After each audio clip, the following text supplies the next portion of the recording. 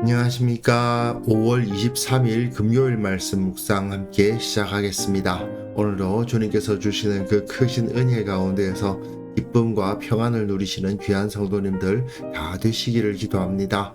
오늘 본문은 창세기 11장 1절에서부터 9절까지 말씀이고요. 통독하신 말씀은 역대하 32장과 33장입니다. 오늘 본문은 유명한 바벨탑 이야기입니다. 이 바벨탑 이야기를 통해서 하나님께서 우리에게 요구하시는 가치관이 무엇인지, 이 세상을 어떤 눈으로 바라봐야 될지를 한번 생각해 보았으면 좋겠습니다. 그럼 먼저 말씀 보시겠습니다.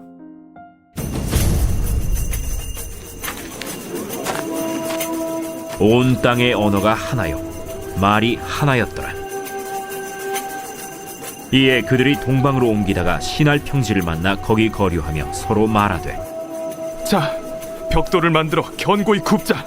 이에 벽돌로 돌을 대신하며 역청으로 진흙을 대신하고, 자, 성읍과 탑을 건설하여 그 탑 꼭대기를 하늘에 닿게 하여 우리 이름을 내고 온 지면의 흩어짐을 면하자.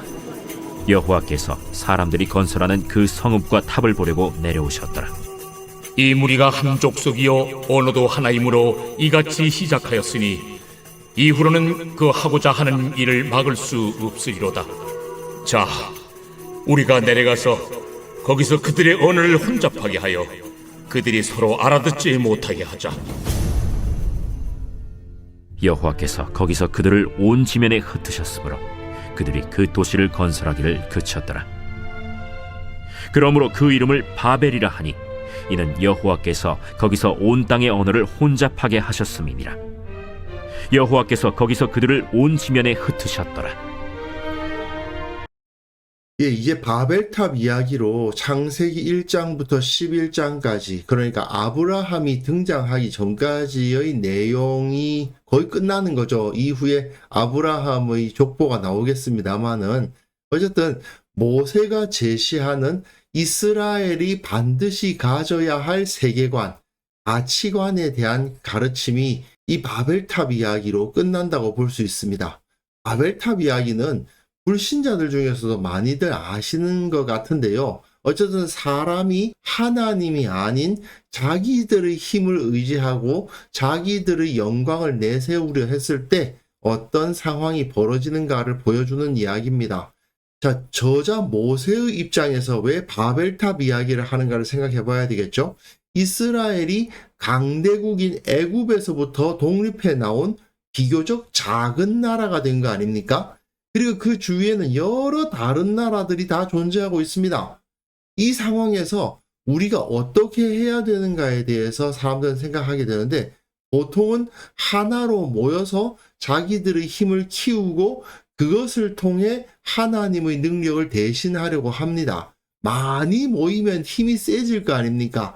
그 힘을 가지고 뭔가를 대처해 보자는 거죠.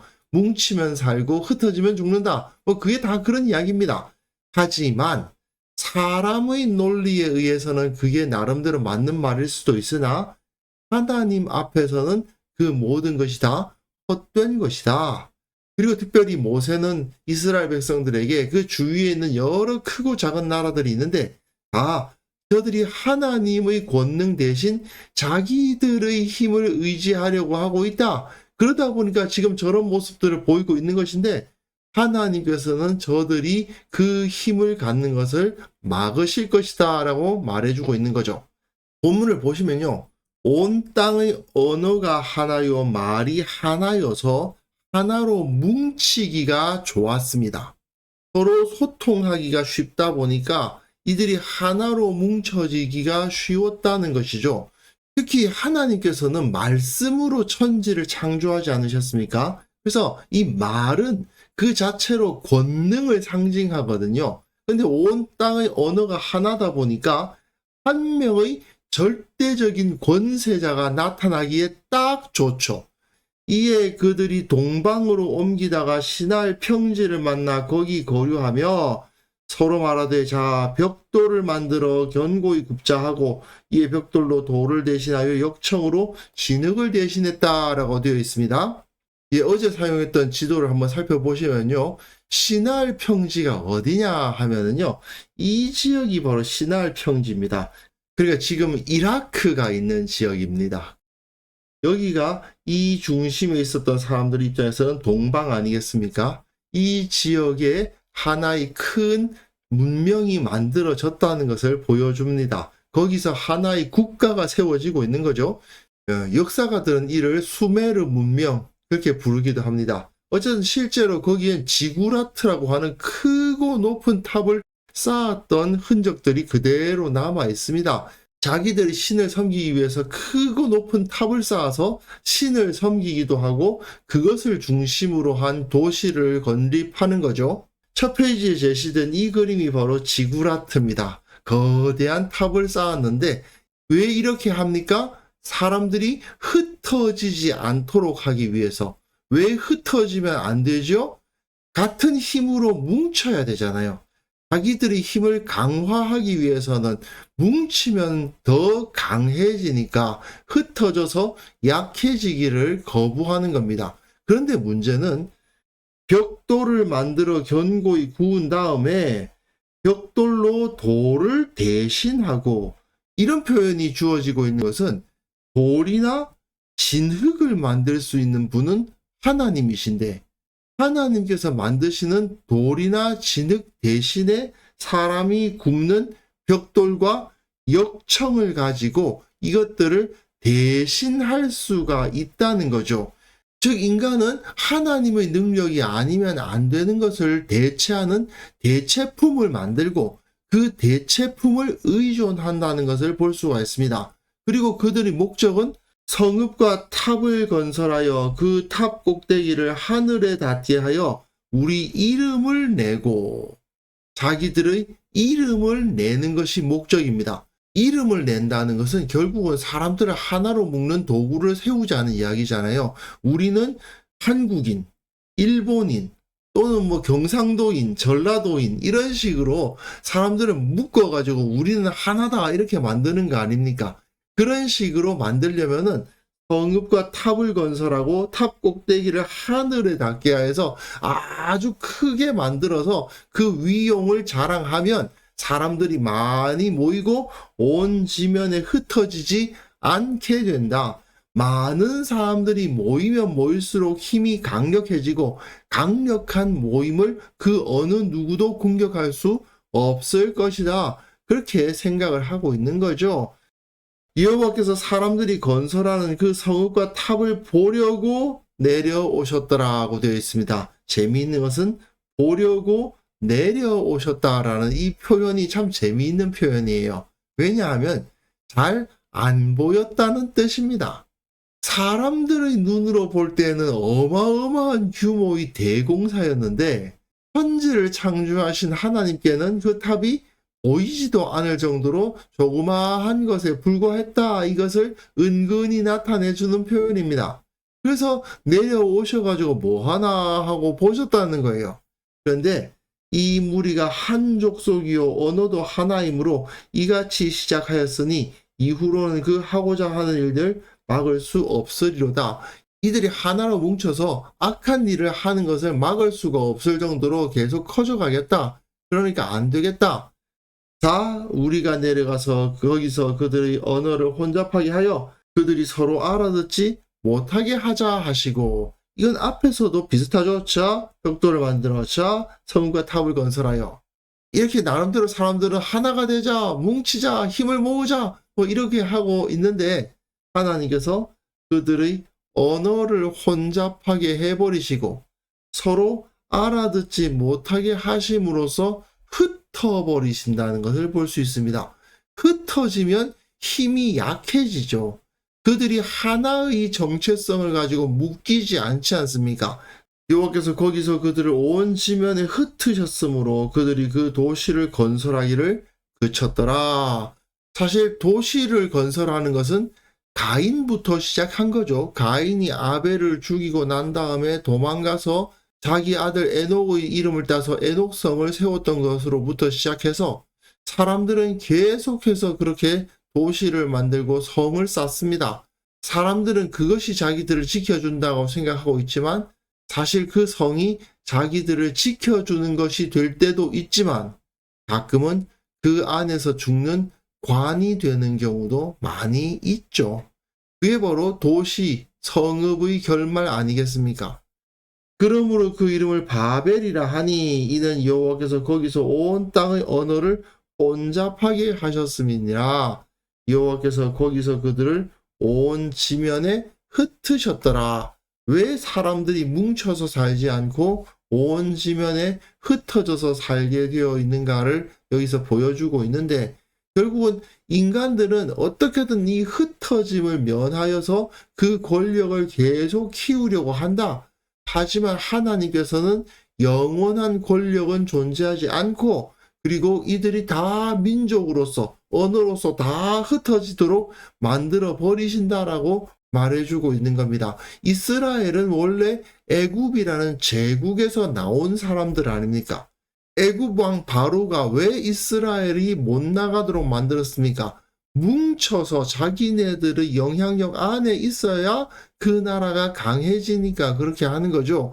하지만 하나님께서는 저들의 언어와 너희의 언어가 다르고 저들의 신앙과 너희의 신앙이 다른데 저들과 하나로 뭉쳐가지고 하나의 힘을 내자, 이렇게 해서는 안 된다. 우리는 하나님의 백성들이고 하나님의 백성이라는 그 정체성을 잃어버려서는 안 된다라고 가르치고 있는 것이죠.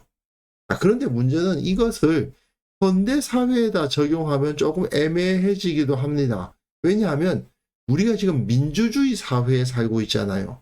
민주주의 사회에서는 모든 권력은 국민으로부터 나온다, 이거 아닙니까? 물론 민주주의가 발생하게 된 것은 교회에 의해서 이루어진 겁니다.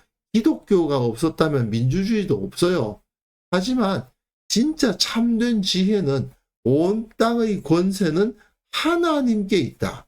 인간의 권세는 사람에게서 나오는 것이 아니다. 인간의 권세가 많이 모인다고 해서 그 인간의 권세가 커지는 게 아니다. 하나님을 따르는 자에 의해서 나타나는 하나님의 권세야말로 진정한 권세다 하는 것을 오늘 본문을 통해서 배워야 되는 거죠. 근데 어리석은 자들은 그렇게 생각하지 않습니다. 많은 사람들을 모이게 하고 그 많은 사람들을 지휘하는 자가 강한 자가 되잖아요. 이건 뭐 꼭 민주주의 사회에서만 그런 것도 아니고 인류 역사상 계속 그래 왔죠. 그러나 하나님께서는 과연 그것이 진짜 좋고 올바른 길이라고 생각하느냐? 그 백성들에게 물어보고 계신 거죠.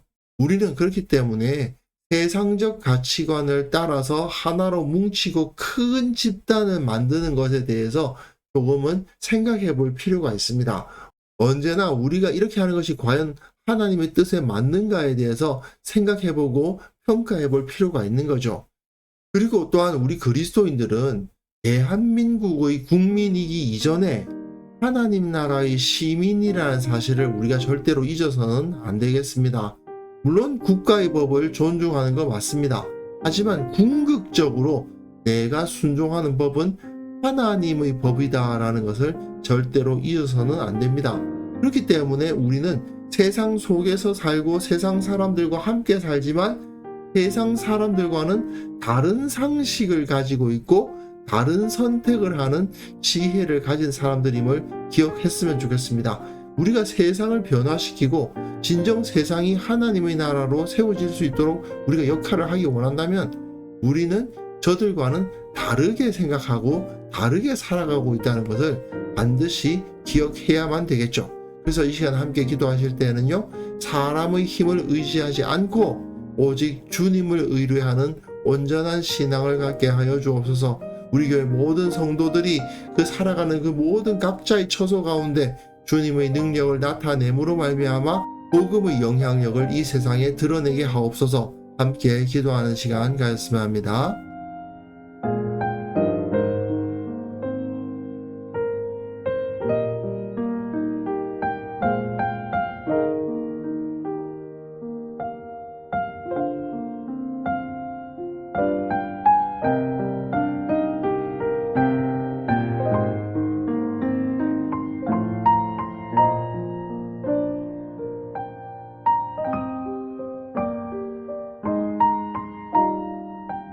하나님 아버지, 사람의 힘을 의지하고자 하는 세상적인 성향에서 조금 물러서서 늘 기도하며 살아계신 주님을 바라봄으로 말미암아 무엇이 옳은 길이고 무엇이 바른 길임을 알아가는 지혜를 우리가 갖게 하여 주옵소서.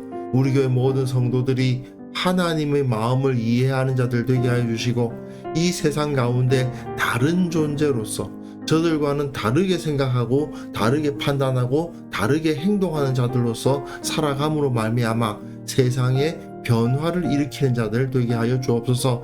한국교회 모든 성도들이 이 세상 가운데 흩어져서 하나님의 능력을 나타내는 자들이 다 될 수 있도록, 그래서 이 땅이 하나님의 나라로 변화되어 가는 것을 우리로 하여금 보게 하여 주옵소서. 하나님 아버지, 우리의 마음속에 주님만을 의뢰하고자 하는 마음 절대로 흔들리지 않도록 도와주시고, 주님만을 사랑하고 주님의 길을 걷고 오직 복음을 위해서 내가 비록 이 땅에 살지만 이 땅에 속하지 않은 자라는 그 의식을 가지고서 살아갈 수 있도록 도와주옵소서. 그렇게 오늘 하루를 살아갈 때에 참으로 주님께서 우리를 형통하게 하시고 우리의 가운데 능력을 나타내어 주시고 승리하게 하시고 주님의 영광을 드러낼 수 있는 것을 경험하게 되는 그런 하루를 살아가게 하옵소서. 감사드렸고 예수님의 이름으로 기도합니다. 아멘.